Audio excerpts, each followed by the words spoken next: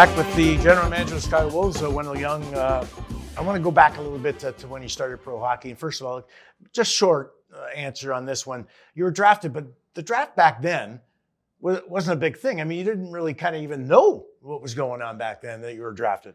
You don't, like all these ratings come out and all these people are projected like at age 13 or 14. Oh, they're going to be a first rounder. There was none of that. I actually played junior hockey as a 17-year-old, and the first ratings came out in January, and they weren't public ratings, like of who was a first rounder, second rounder, or anything. And it was the first time after halfway through my junior year as a 17, I actually got approached by an agent. Now 12-year-olds have agents. I got approached by an agent, and they want to take me out for dinner, probably because of the guys I lived with, Mike Eagles and Al McGinnis, that were truly really good players. But I was like shocked that an agent wanted to take me out, and I finally found out, oh, you're on the draft list, and I'm like, it was so shocking to me. And I remember sitting at our billet house, and again, I lived with Mike Eagles and Al McGinnis, and we had a couple other players also. There was 5 of us in my first year towards the end of the year, and I was sitting around and we were talking about the NHL draft and stuff, and I go, do you guys really think you're good enough to play in the NHL?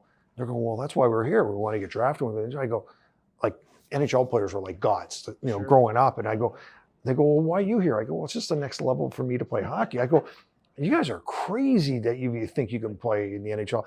Fast forward, like I said, here's Al McGinnis, a Hall of Famer, and Mike Eagles played like 15 years in the NHL. And, I've had the limited career that I had type thing, but I never thought that would happen. And then going back, being drafted, I went back to Halifax to finish my high school year, and I went to school that day. I went to school, came home, and my mom goes, somebody called from Vancouver. And I'm thinking, okay, maybe I got drafted to Vancouver. Wasn't even thinking about it when I'm in school. And, a little bit later, my agent called and said, hey, you got drafted by Vancouver. Okay, what's for dinner? And that's the way it kind of worked. And I got a call from, I think, one of the newspapers. And that was it. And there wasn't this big hoopla and spending the weekend and in the city and everyone going and all that. No, you got a phone call and you got told that now you're owned by somebody at 17 years old. I mentioned you played in 11 different cities. Of course, Pittsburgh had to be the best. You won 2 Stanley Cups consecutively, and the Hall of Famers on that team are crazy, Mary Lemieux and company. But you almost won a 3rd straight Stanley Cup. You were going to get traded right after a game, but you got hurt, and that was to Montreal, and Montreal won the cup that year. So you almost won 3 in a row. Almost. It would have been. I look back sometimes. I guess I should tell the story. I was fortunate to be in Pittsburgh, like you said, the Hall of Famers, and you go from Ronnie Francis to it's going to be Yager, Trottier, Lemieux, Joey Mullen, Mark Recchi, Paul Coffey, Larry Murphy, Tom Barrasso's going in this year. So that's on one team, and I didn't realize it until I got here, because they're your teammates, they're your friends. I got here, in hindsight, Johnny Anderson goes, do you realize how many Hall of Famers you played with? And I started going back, and you're like, oh my God, there's all these guys. It's phenomenal to be, associated with that. So I was fortunate to be, again, being in the right place at the right time. But then I go to Tampa. Montreal needs a backup to this goalie named Patrick Roy. That's legendary. And I was told the trade's happening, and we had a game like a Saturday afternoon. I played in the game, and I knew I was going to get traded after the game. And me and Rob Ramage were going. I already knew the trade, and I knew who was going, and I knew the whole deal. And I played, and 10 minutes into the game, I dislocated my shoulder and ended my season. Rob Ramage ended up getting traded after the game, and they changed who was in the trade. It was a little smaller because I didn't go up. And I literally, if I would have went to Montreal, they went on a long streak and won a Stanley Cup.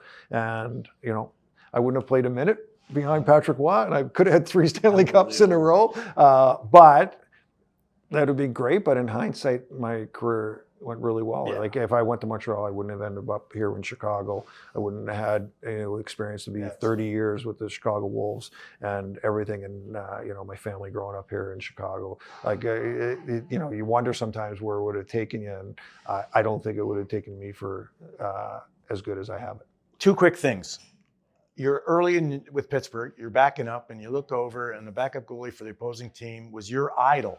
And this is what I shouldn't say this because I don't mean to knock him, but Gilles Malache. So actually, the story, I was actually with Vancouver, and he was backing up Oh, in for Pittsburgh. Pittsburgh. Yes. Oh. And we were there, and I'm talking and going on and talk. Fast forward, I get to Pittsburgh, Right. and he's my goalie coach. And so I said, That's cool. I said, Joel, I got to tell you something. And he's like, what? I go, it seems like I'm sucking up to you, but you were my favorite goalie growing up. And he's like, what? It'd be the same thing if somebody said to me, you're my favorite goalie. Like, why? There's so many better players.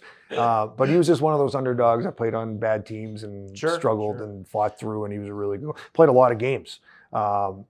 He played a lot of games for a lot of, played in Minnesota when they were bad, I think Oakland and like all these teams. But he goes, come on, you're kissing up, and the guys were laughing. I actually found when I was with Vancouver, I found a program, who was your favorite goalie growing up, and it said Gilles Malache. So I actually had to bring it in. I brought it back in. I go, here, I'm not lying. I didn't know I was going to be traded to Pittsburgh. Here's what I have. One last point I want to get this, because I'm sure a lot of people do not know this because it's not like it is today, but you won the Stanley Cup, you're on the road, and you come back, the plane lands in Pittsburgh, and you were allowed to take the Stanley Cup off the plane first. What an honor that was. Probably because I wouldn't let anybody else take it. I was hoarding it the whole time. It was like I scored the winning goal. Yeah. No, it was nice. I guess the best way to put it, I always try to be the best team guy. Mm-hmm. So that's I took it, cool. and I was allowed to take it off. Yeah, it was nice because there's been championship teams I've been on where I've been a big contributor as a player on the ice, but I think my years in Pittsburgh, I think I was like the good team guy and do all that, do the role guy, be supportive, and I try to have as much fun as I could with the guys, and when things were tough, trying to ease things up, and just trying to be the class clown sometimes in practice or whatever it took. Sometimes it had to be real serious, and other times it was a class clown. But I try to be the best team guy, and I was lucky to do that, to take it off the plane. Still that way, team guy. We'll be back with more Wolves hockey after this.